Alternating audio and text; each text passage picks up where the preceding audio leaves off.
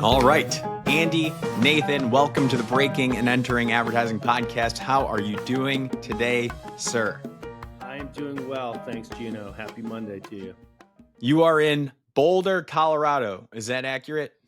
That is accurate. Home of the Colorado Buffaloes. Sco Buffs. My brother went to CU Boulder.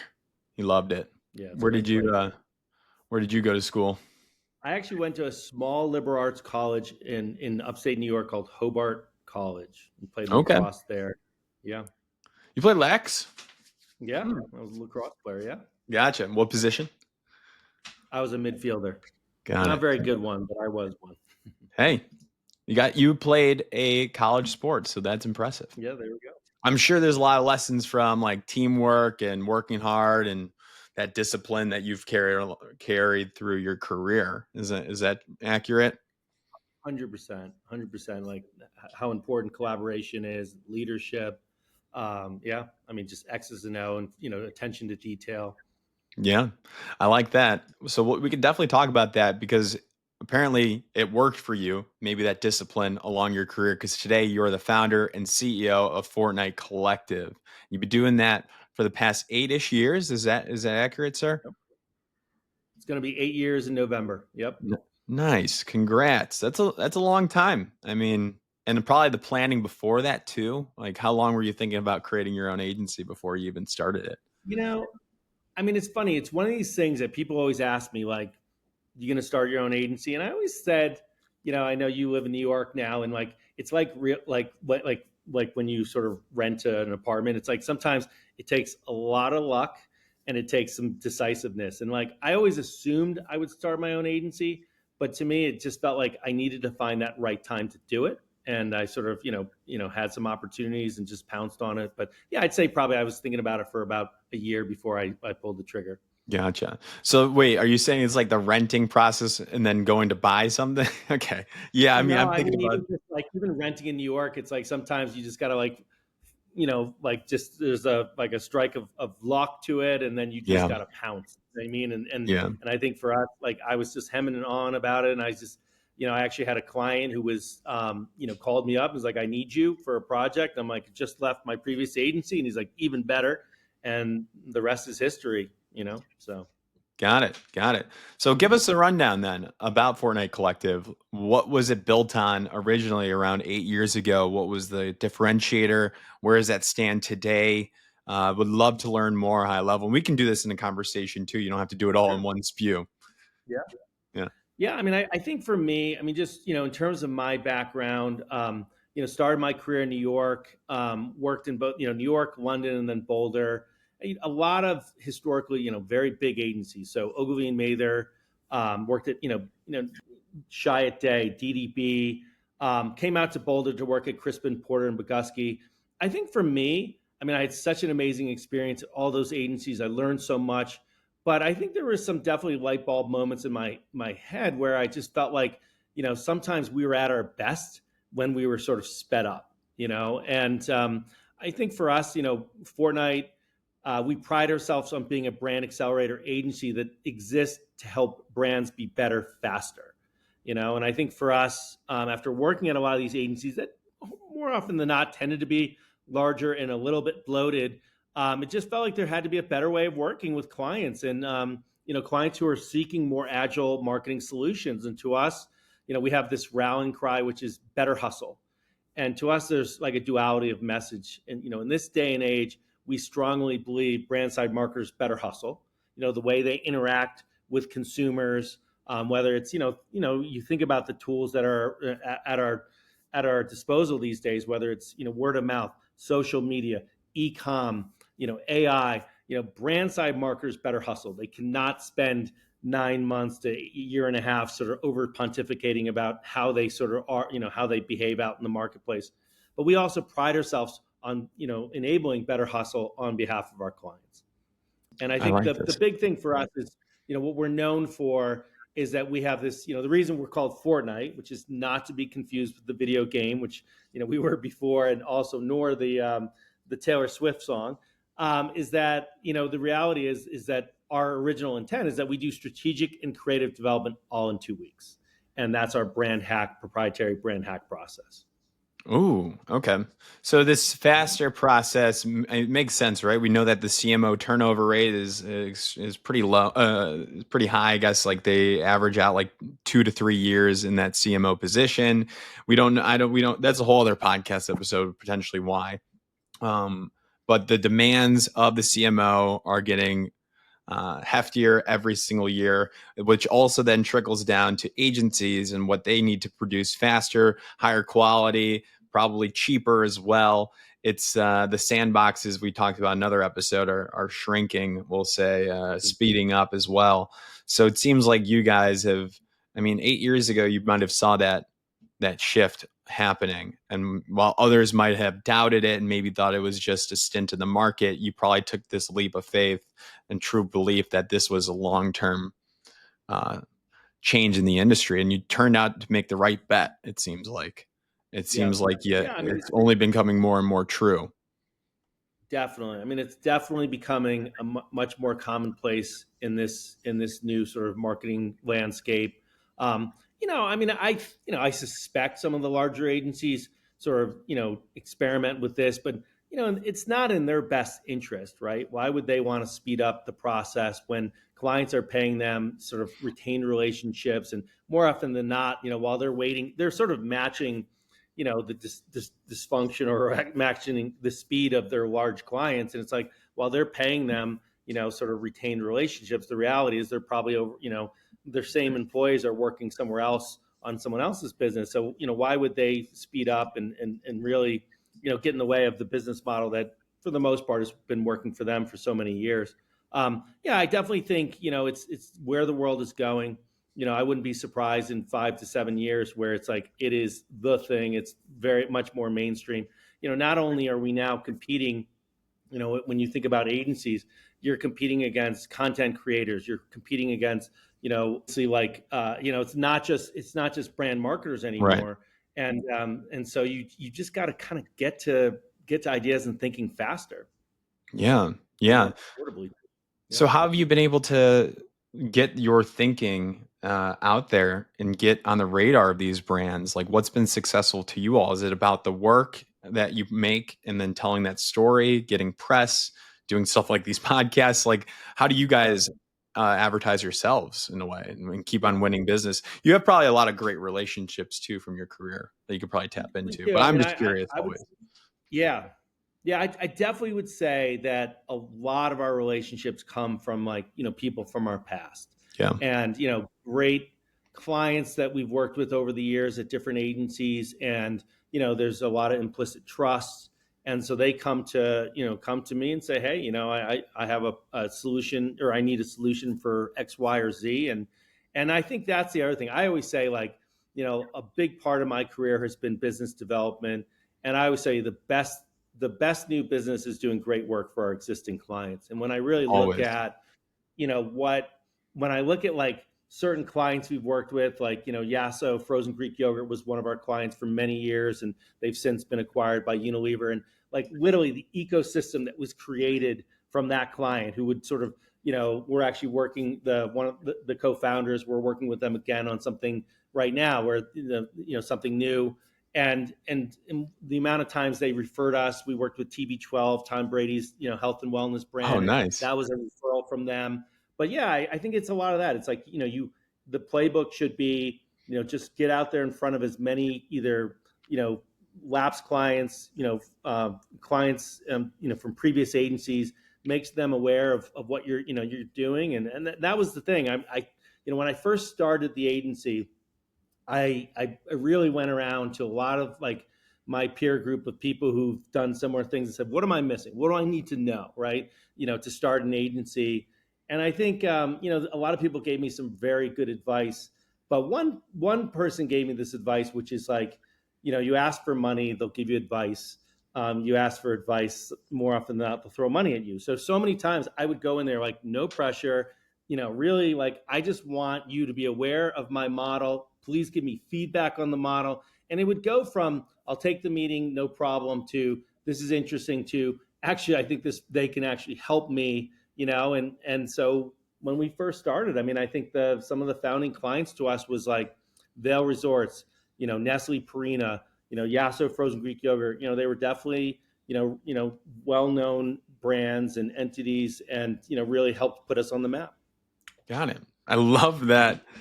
Ask for money, they'll give you advice. Ask for advice, they Yep. might give you money. Yeah. I mean, starting the break entering as a full-time pursuit, I've done this, you know, I, I've actually, that makes a lot of sense just looking at my own experiences. So that's actually, Yep. I love that. That's good to know. So incredible. So, what is some of the standout work recently that you're really, really proud of? Can we talk about any Yeah. of it? That's already Yeah. out Sure. potentially. Yeah. Totally. It's funny. The Steamboat's been a great relationship where we've done a lot of great work with. It's funny, like the Steamboat client was literally my Breckenridge client way back, like almost, I don't know, I want to say like maybe 10 or 11 years ago. Then she was like our Epic Pass client, Yeah. and then she, went on to Steamboat and is, the VP of marketing there. And we've just had a great relationship. So we're literally been in AOR for now 3 years with them, and been doing some really fun work. I mean, it went from the first 2 years, it was this cowboy poetry where we basically got this real live cowboy poet named Randy, and he just kind of waxed poetic about Steamboat and all it has to offer.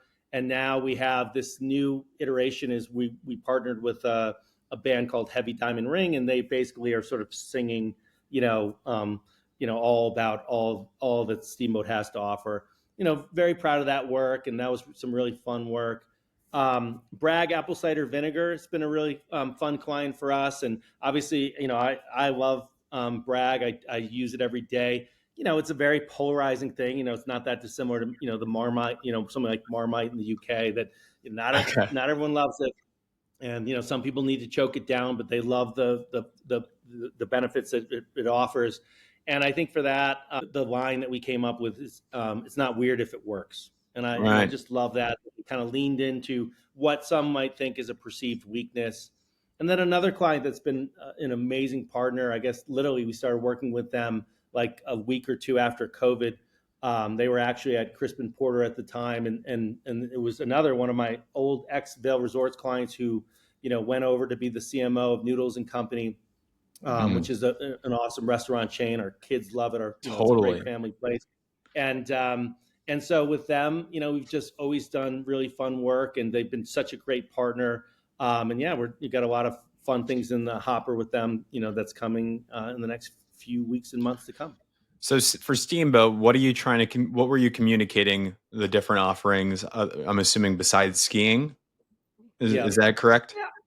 Yeah, I think so. I mean, I think for them, I mean, it's unlike a lot of these places, ski resorts in North America that tend to be like faux Austrian villages and stuff like that. Like Steamboat is a real proper cowboy town. There's and the campaign's called the Steamboat Way, and it just really tries to sort of bring out the ethos and the mindset of like Steamboat. And it's just more than, obviously skiing is a big part of it, but just like the Western heritage that it's always had, the tradition, and it's really just about trying to get new people there and just experiencing that all that Steamboat has to offer.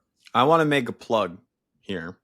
I've Okay. only gone skiing like officially one time, and it was at Steamboat when I was in college, and that was my first experience, and it was the coolest thing I've ever done.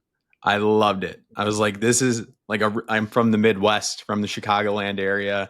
Like we have like small skiing resorts that are pretty crappy in the Wisconsin area. I might have gone when I was younger. I fell. I hurt myself a bunch on the ice. So I had this negative connotation of skiing and like ski resorts.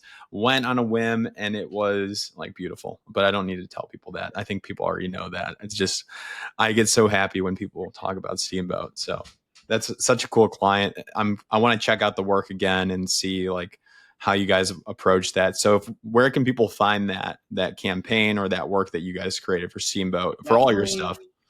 Yeah. I mean, and I can send it to you too. I think we have all the work on, I think, some of it probably is on our website, but more like on the Steamboat website. Yep. I think, the new campaign is all there under the Steamboat Way. I mean, obviously there's like a paid media plan as well, which is kind of online videos and Mhm. digital and stuff like that. But definitely, certainly on their social media. But I think the best bet would be to go to Steamboat's website and look up the Steamboat Way. Got it. Got it. And so Bragg Apple Cider Vinegar, is that the correct name? Mhm. What are Yeah, the I mean, what Bragg. I mean, they do so much more than just apple cider vinegar, but Gotcha. yeah, certainly that's what they're probably most known for. Gotcha. What's the best health benefit for that? Gut health? Definitely gut health. I mean, I I need just, that. yeah. I mean, I just, it's funny. It's to me, I can't live without it every day. I mean, it certainly helps me, dehydrate or hydrate, Mhm. gut health, and just, yeah, I just, I feel better. My stomach feels better. Yeah, I love it. Look, we gotta do a little bit of promotion here. Like, we're in this business. Yeah, We gotta talk about the yeah, brands we work with and brands we love. I'll tell you what. yeah, and yeah, Um, 100%. I mean, yeah, go on. no, yeah, feel free. I was gonna ask you about your team and like what the agency is composed of right now. Like who's your like creative lead? Give me the Yeah. rundown how you guys operate. Yeah, so yeah, I mean, we're a unique model in that respect as well. So obviously, we talked about Fortnite being the 2 week strategy and creative development. We're also Fortnite Collective. So I mean, I think what makes us unique is that we are an agency of 22 people, but we've built this collective of over 300 freelancers, and I mean, this is composed of senior level talent and thinkers, ECDs, CCOs, chief strategy officers, CDs, art directors, designers. So I think for us, a big part of our model is that, I always sort of half joke. It's like those who have ambition to be like Skittles are very different than those who have ambition to be like Glossier. And so why would you want the Skittles team on the Glossier, project or whatever? And the reality is that, when you think of a large agency, more often than not, they tend to ask the wrong question. And the question tends to be who has capacity, right? Who's available?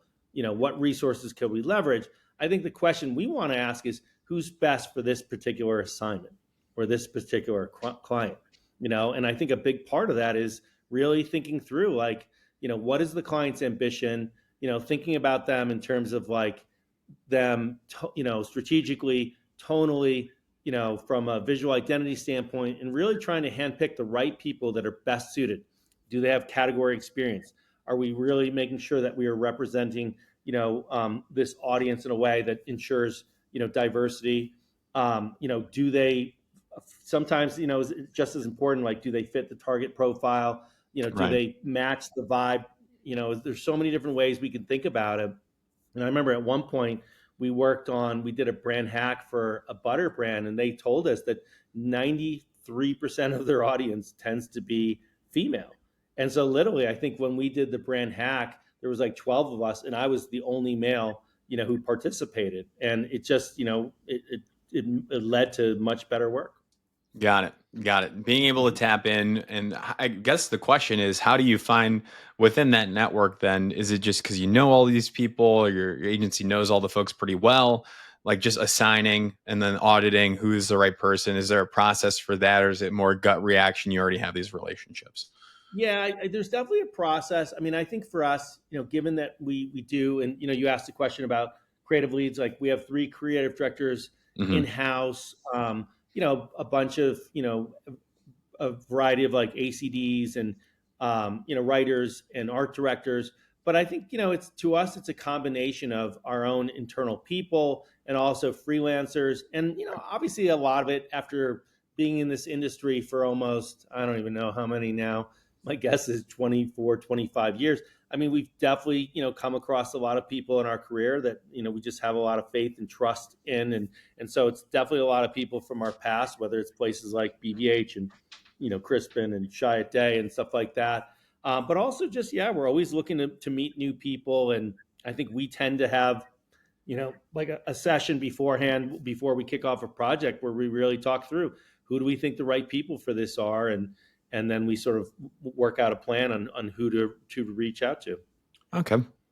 Love it. Hmm. Love it. So yeah, Yeah. you got your base crew, 22, and then you tap in extra people if needed that fit the category, the assignment, the brand, and then they work together on it. So you'll have like some people from your team of the 22 collaborating with the freelancers in the collective. Is that correct? Yeah.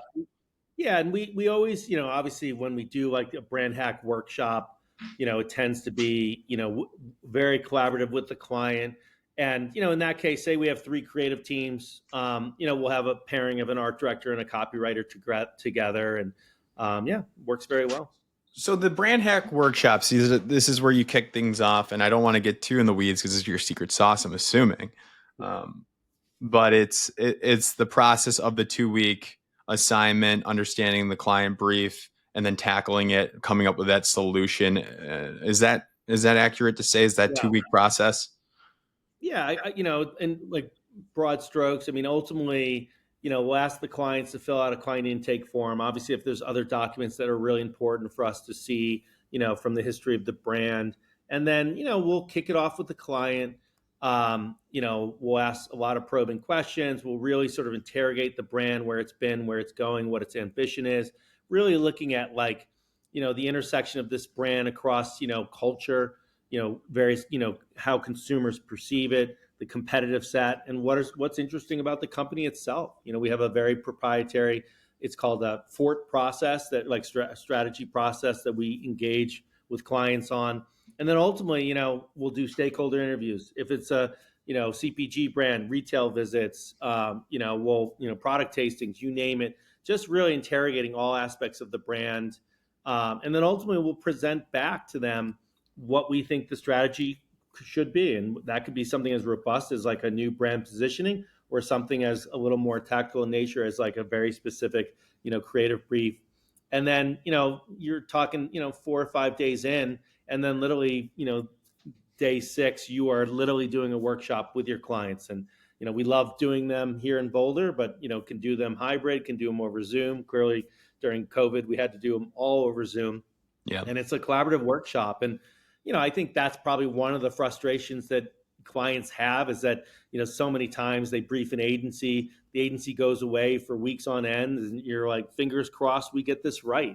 And there's no guarantee that you do. And whereas the client is there, no client knows their business, no one knows their business better than the clients do. Right. And I think we just can help provide different perspectives on that, and really draw out, like, we sort of pride ourselves on being brand whisperers that can really, interrogate and engage and see like what of the brand, what's the latent potential that we could draw out. Is there anything new we can bring to that conversation, and different perspectives on where the brand can go? Got it. Yeah. Yeah, I think the this other is thing interesting stuff. Yeah. And Gino, I think the other thing worth noting, so like obviously the workshop, so it's like literally a 4 hour session that we do with the client. And then we'll literally go away, and the teams will work for the rest of the day. We'll either present that early evening or the next morning. So it's really about focusing on the primacy of the idea. Yeah, makes sense. Mm-hmm. Yeah, that's a good note. Got it. So I would love to kick it back then and understand how you got into all this and how you broke into advertising. So, what point in your life did you say to yourself, to a young Andy, that I want to make ads for a living, or be a part of the ad Yeah. making process for a living? Mm-hmm. Where were you? What were you wearing? What were you thinking? What were you watching? Who was yelling at you? What was going on in your brain? Yeah.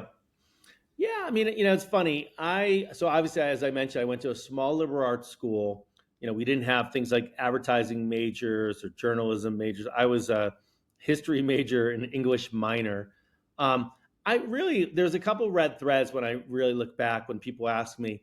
One certainly was, I really, really, really enjoyed classes like anthropology, sociology, where it was like the study of human behavior. And some of that was literally like advertising and marketing campaigns, certainly things like associated with like, campaigns, targeting American consumers during World War II and stuff like that. Like, I just thought there was something really interesting about that. And I certainly think that was a part of the popcorn trail that got me to get into advertising. I think a couple other, my sister was actually in media at, I think, like Ammirati Purist Lintos. So she was, 4 years older than me. I actually have two, but she was in advertising in New York. And I do recall that, myself and a friend, I think we were in New York for the weekend once, and it was Super Bowl.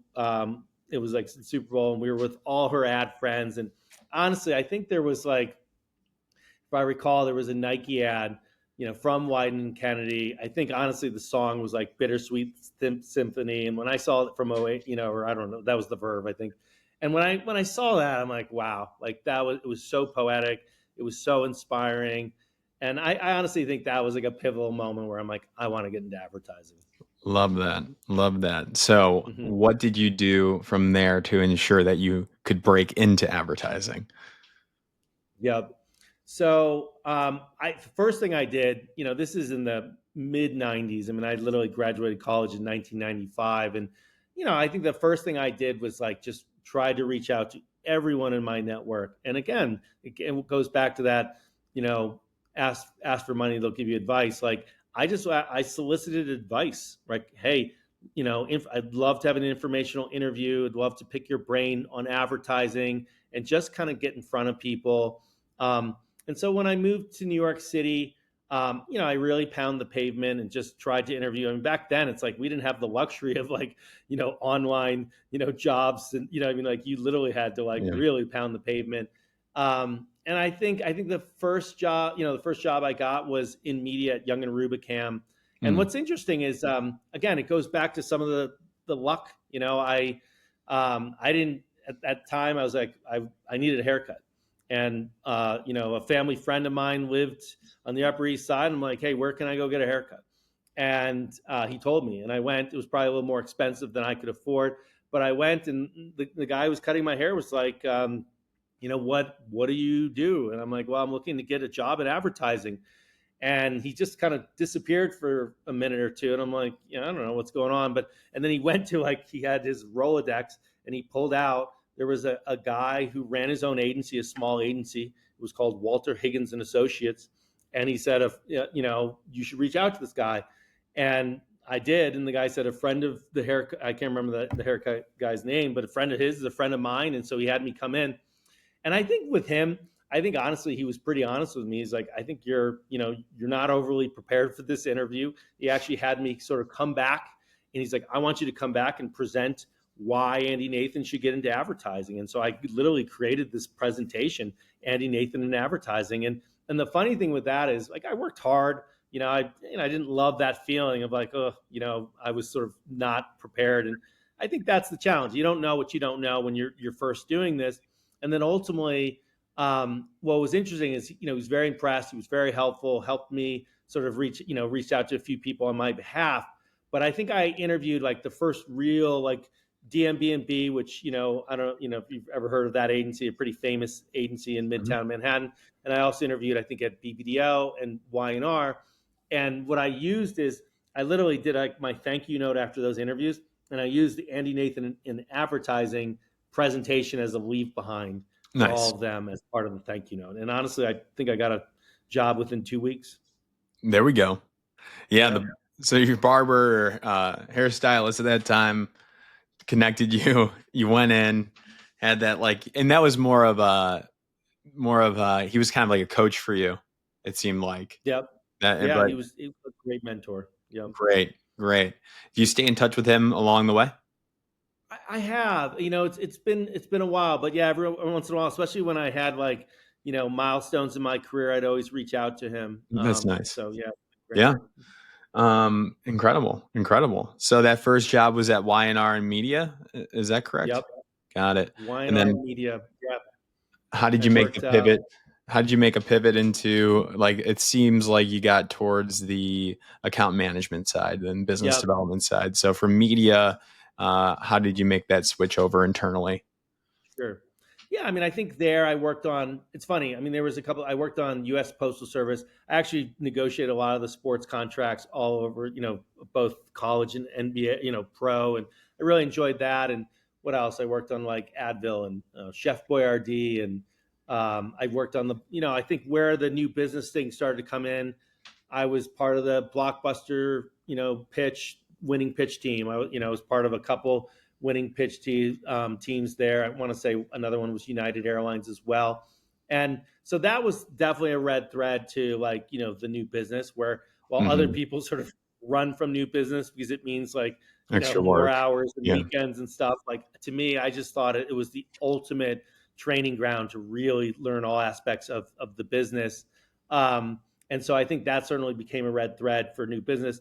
I think for me, while I really enjoyed media, it just felt like I wanted, like, some sort of role that had more sort of a holistic view of Yeah. advertising. And, that's why, to me, account management made a lot of sense, because, I was so involved in all aspects of the business. And at that point, I started seeking that out. And then I ultimately took a job at Ogilvy and Mather on the IBM business. And Wow. I literally That's worked, supposed to be yeah, like on, one of the best pieces of business in advertising history.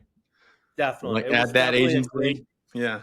yeah, it was a great training ground. And, especially that young in my career. And, you had a lot of responsibility, and you were, it was a global business. So you were always working with, whether it's, the Paris office and the, all the, Hong Kong and, Sydney and Latin America and stuff. So it was a really cool, great, that was another red thread in my career, was a lot of global business.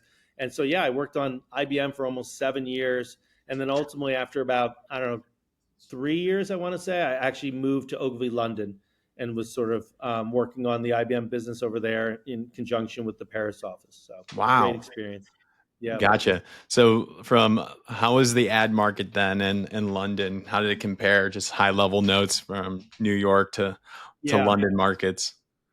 Definitely different. I mean, I certainly think it was definitely a scrappier market. I think it was, at the time, probably they did more, some of the bigger brands did more provocative work. I think, back then, I mean, this is in, like, early 2000s, I want to say, there probably was a little bit of, like, think about it. We have Hollywood, right? We have all these things, like, they literally, like, had such a more prominent role. You think about, even now, all these, like, holiday ads that, like, that almost is like, it can be not their form of Hollywood a little bit. It's like, Mhm. the John Lewis ads, and, Yeah. really famous ads that that almost are like destination, at, like, must see TV. Back then you had a lot of, you did have a lot of brands like that. Like, Sony had some really famous work. Actually, a lot of it came out of Fallon, London at the time, and there was a guy named Juan Cabral, who's now a director, but, just did very, very famous work. Cadbury's as well. So, I think when you did really stunning or arresting or very humorous or very provocative work, it really sort of cut through culture in a big way over there. But I think it was always a lot more sort of bootstrapped and scrappy, and very Yeah. creative, and very, very well done. Gotcha. So how long were you in London for? I was in London for about 3.5 years. Nice. Nice. Yeah. So, and that was it's funny, like, the working in advertising was not the hard part. It was the, being in, foreign, being in Frankfurt for focus groups or this or that, and trying to navigate, you Yeah. know, What a good trying to experience get to though. the focus group facility, or, things like that, or, shooting in Paris. But it was an amazing experience, both personally and professionally. Gotcha. Gotcha. Then let's kind of keep skimming through the career and those other big red threads. So from there, you left London. Where did you head after that? So went back to Ogilvy, again, worked for about another year for Mhm. on IBM, and also Outward Bound. And then ultimately, I think for me, then I went and sort of, like, co-led the Philips Electronics account out of DDB. And that was very interesting. Again, very global business, working very closely with London and all the other, big markets. And I think with that, I mean, it was like, literally, you went from, like, working on, flat screen TVs to Sonicare toothbrushes to Norelco, razors to, Good I mean, range. Yeah. you name it, like, medical devices. And so, it almost seems like, even though there's one over, we'd work on brand campaign, but then also you'd work on all these different products and services. So it felt like you had all these different clients.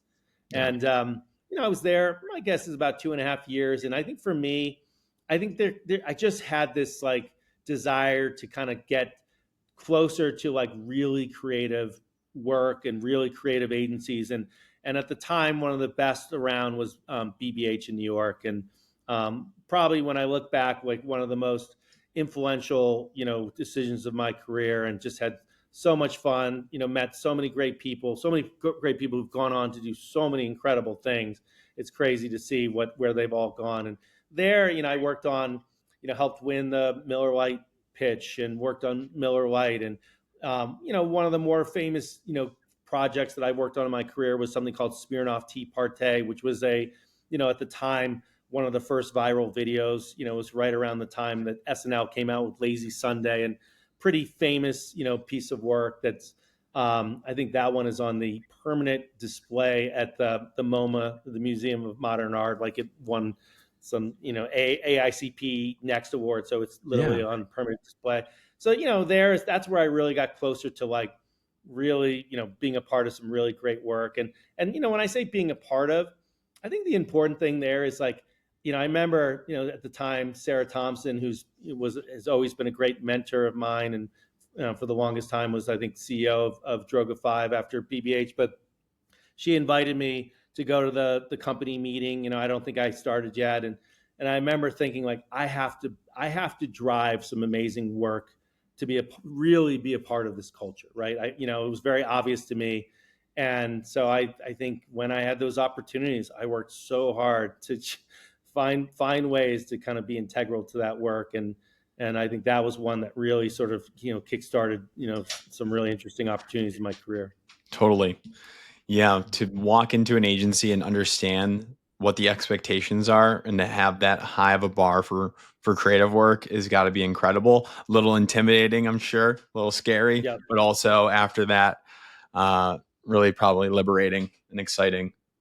So I'm glad that you got to experience that. I'm sure that's kind of like the tone that you're trying to set for Fortnight Collective today. I'm Definitely. sure there's some inspiration there. And then I see 100%. throughout the rest of your career, you got a little bit of TBWA Shy at Day New York. You were a CMO for about 5 years at Victor's and Spoils. So, Mhm.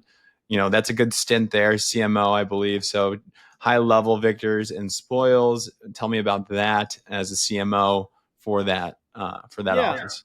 I think I mean, that's where I think really the light bulb came out in my head about starting Fortnite. Hmm. I think they were historically a crowdsourcing agency, founded by, three different people, but led by John Windsor and Claudia Batten and Evan Fry. And, I think it was one of these things that was almost a little bit before its time. Like, I think a lot of the principles of crowdsourcing now very much exist today. But, to me, obviously we did some crowdsourcing, but then at a certain point, like, we won the J.C. Penney business, and we actually did a project with Michelle Obama's team in the White House and created this, fruit and vegetable initiative, I think for me, I just started, there was some DNA, and some tenets to what John and team were doing, that I actually just felt like, maybe there's something, 2 degrees to the right here with brand hacks, that it's not about just like crowdsourcing. It's about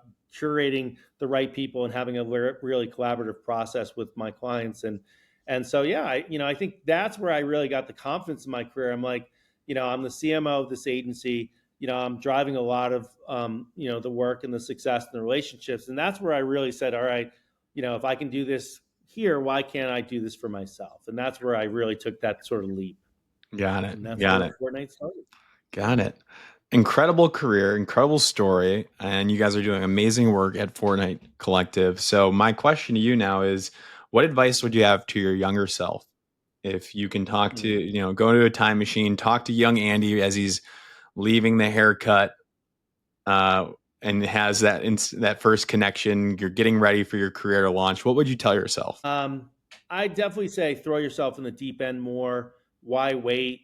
I would definitely, we always say, like, if you want to be the best version of yourself, whether you're a person or a brand, why wouldn't you want to do it as quickly as possible? So, like, I probably just kept dragging my feet. And, obviously you got to be realistic. Like, when you're a, 23-year-old kid, maybe that's not the time to start your own agency. But, like, I probably should have started sooner. I probably should have thrown myself in the deep end sooner. And yeah, that's probably what I've said to myself. Gotcha. And now for the people that are listening that might be on agency side or brand side, what advice do you have for them if they're mid-level of their career, want to be successful in the industry? What do you have to say to them? I'd say to me, it's all about outcomes, not output. Like, how can you be part of, whether it's driving, some work forward. It's like, yeah, I mean, when I really look back, there was 3 or 4 moments in my career that just catalyzed my career. And it's like, some of the projects I worked on, they are the gift that keeps on giving. Clients, from my past who reach out to me and say, hey, I want to do this again with you. And, so yeah, you just got to be a part of some great things and really endear yourself to your agency and finding ways to sort of be a part of those things. And sometimes you're driving them, sometimes you're supporting the process. And I think that takes a little bit of elbow grease and really just really being very assertive.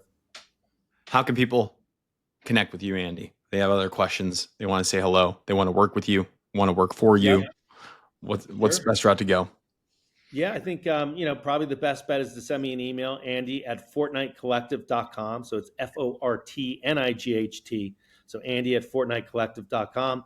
Also on LinkedIn, Instagram. Yeah, look forward to meeting different people and just help supporting people where I can.